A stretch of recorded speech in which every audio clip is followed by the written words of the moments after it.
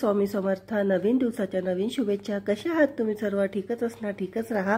आणि सकाळचे 5 वाजलेले आहेत। तर बघा माझं झाडू सडा वगैरे सगळं झालेलं आहे, कारण की आज लवकर कामं करून मम्मीकडे जायचं होतं, कारण की मम्मीकडे 5 पावलीची पूजा आहे। त्याचं ती सायंकाळी राहते, पण मी लवकरच जाणार आहे, कारण की उद्या आहे महाशिवरात्री। Good morning friend. सकाळचे 5 वाजले आहे। सडा वगैरे झालेला आहे, झाडू वगैरे झालेला आहे, माझी पूजा वगैरे झालेली आहे, बघू शकता। आणि मी आजच सगळं म्हणजे वस्त्र वगैरे पूर्ण चेंज करून घेतलेले आहे, देवाचे तांदूळ वगैरे सगळं चेंज करून घेतलेले आहे, कारण की तुम्हाला माहिती आहे महाशिवरात्री म्हटलं तर उद्या महाशिवरात्री असल्यामुळे मग सगळं धावपळ कामं, हे स्वयंपाक हे ते सगळं राहते। स्वयंपाक तर नसणार, पण फराळाचं हे ते आणि लवकर पूजा वगैरे करणं, त्यामुळे मी म्हणजे एक्स्ट्रा जे काम आहे ते आजच करून ठेवून दिलेले आहे। बघू शकता तुम्ही की व्यवस्थित माझी पूजा वगैरे सगळं झालेलं आहे। आणि फुलं खूप छान मिळत आहे, आता खूप जास्त मिळत आहे फुलं, तर मग मी फुलं खूप मस्त प्रत्येक देवाला एक एक फूल वाहिलेलं आहे। आणि तांदूळ वगैरे चेंज करून घेतलेले आहे महाशिवरात्री असल्यामुळे।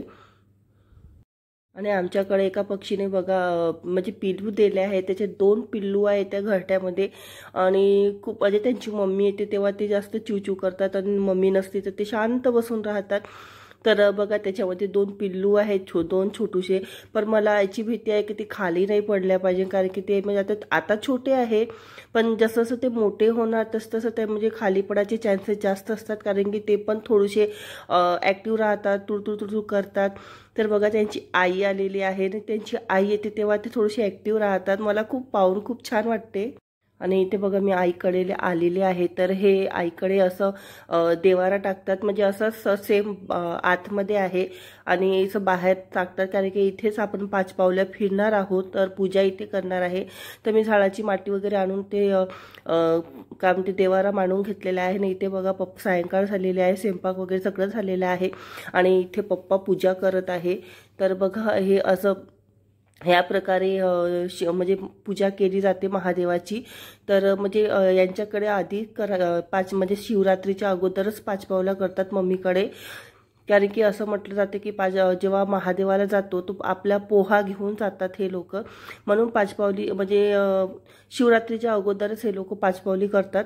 कोणी शिवरात्रीच्या नंतर करतात, कोणी अगोदर करतात, असं आहे।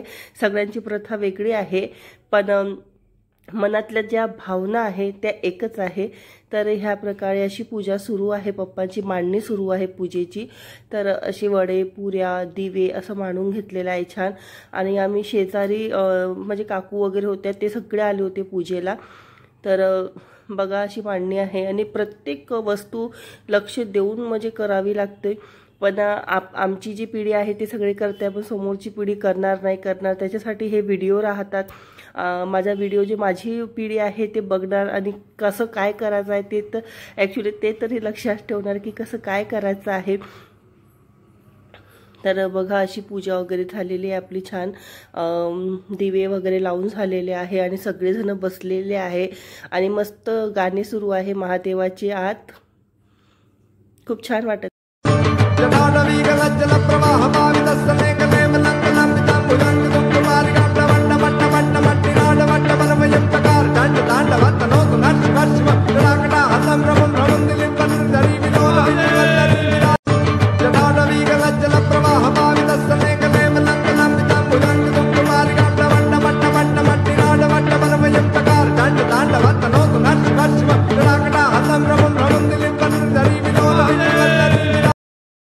तर बघा ह्याप्रमाणे म्हणजे अक्षिता देतात हातामध्ये, आणि 5 वेळा महादेवाचे गाणे म्हणून गाणे म्हणतात। हर बोला हर हर महादेव, एक नमन गौरा पार्वती, हर हर महादेव, असं ह्या प्रकारे म्हणून अक्षिता 5 वेळा टाकतात समोरून, आणि 5 वेळा राऊंड मारतात। यालाच 5 पावली म्हणतात। आणि जेवढे जण असणार तेवढं खूप छान वाटते, आणि तेवढाच आशीर्वादी सुद्धा भेटतो। तुम्ही सुद्धा असं करतच असणार। तर बघू शकता आपलं उसळ झालेलं आहे, रेडी झालेलं आहे, आणि मस्त झालेला आहे, मस्त मोकळा झालेला आहे, एकदम मस्त छान मस्त। आणि तुम्ही म्हणाल गंजात का बरं केला आहे? तुम्ही कढईतच केलं होतं, पण कढईत मावत नव्हतं, तर त्यामुळे मी गंजात ट्रान्सफर केलेला आहे। तर छान मोकळा झालेला आहे। श्री स्वामी समर्थ फ्रेंड्स, नमस्कार। आणि आपली पूजा वगैरे झालेली आहे आणि आज तुम्हाला महाशिवरात्रीच्या हार्दिक शुभेच्छा। आणि बघा ह्या प्रकारे मी साधी सिंपल पूजा मांडलेली आहे, रांगोळी वगैरे घालून घेतलेली आहे आणि फराळाचं वगैरे ठेवलेलं आहे प्रसादाला। आणि छोटीशीच पिंडी आहे माझ्याकडे। आणि आज लकीली झाडाला अपराजिताचे फुलं लागले होते, ते पण व्हाईट कलरचे लागले होते, तर छान मस्त महादेवाला कामी आले। आणि आपली घरगुती पूजा सुद्धा झालेली आहे।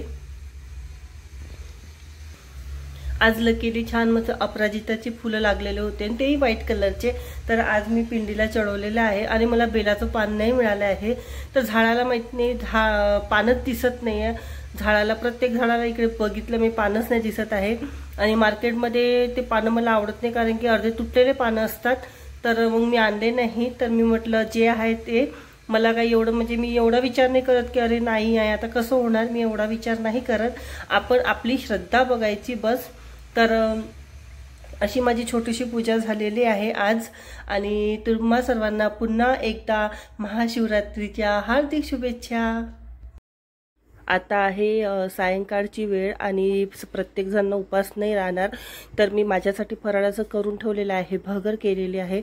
आणि बाकीच्यांसाठी म्हटलं कुकर मांडून घेतलेला आहे आणि म्हटलं गवाराची भाजी करू, गवाराच्या शेंगाची। तर बघा सगळं कापून वगैरे घेतलेलं आहे, कांदा टमाटर लसूण आणि खोबरं शेंगदाणे छान भाजून घेतले आणि त्याला बारीक करून घेतलेलं आहे। आणि तेल बघा तेल टाकलेलं आहे तापवायला, आणि तेल छान गरम झाल्यावर मी त्याच्यात मोहरी वगैरे टाकून घेणार आहे। तर बघा भांडे वगैरे झालेले आहे, कुकर झालेला आहे, माझं पोळ्या राहिलेल्या आहे। तर मी म्हटलं गवाराची भाजी बनवून घेऊया बाकीच्यांसाठी, कारण की त्यांना उपास नाही आहे आणि लहान बच्चांना कुठे उपास। तर बघा मोहरी टाकून घेतलेली आहे, हिंग टाकून घेतलेलं आहे, आणि हिंग मोहरी छान होऊ द्या। त्याच्यानंतर मग जिरा टाकलेला आहे, जिरा पण तडतड झालेला आहे, आणि मग कांदा आणि लसूण टाकलेला आहे आणि छान मस्त परतून घेणार आहे। आणि थोडंसं ऑइल मी एक्स्ट्रा टाकलेलं आहे, थोडंसं जास्त टाकलेलं आहे, कारण गवाराच्या भाजीमध्ये थोडंसं ऑइल आणि तर्री थोडीशी छान वाटते। तर बघा थोडंसं झाकून घेतलेलं आहे, कारण की तेल उडत होतं।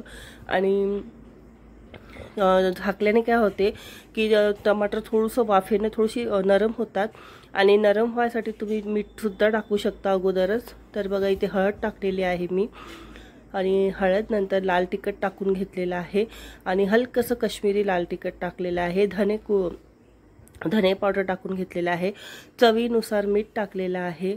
आणि मीठ तुम्ही गवाराच्या शेंगा अगर उकडल्या असेल त्याच्यामध्ये सुद्धा मीठ टाकलं असेल तर मग आवर्जून घ्या, म्हणजे लक्ष देऊनच टाका मीठ। आणि पण मी मीठ म्हणजे शेंगा नाही उकडल्या होत्या मी, म्हणून मी डायरेक्टच शेंगा अशाच टाकणार आहे। कोणी शेंगा उकडून घेतात गवाराच्या।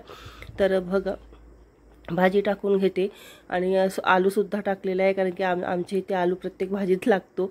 तर बघा तर आणि पप्पा वगैरे जेवायला होते म्हणून मी जास्त भाजी मांडलेली आहे, नाही तर तुम्ही म्हणाल 1-2 जणांसाठी भाजी एवढी सारी, तर पप्पा वगैरे होते म्हणून जास्तीची भाजी करून घेतलेली आहे ना। आणि आपली भाजी आता रेडी झालेली आहे।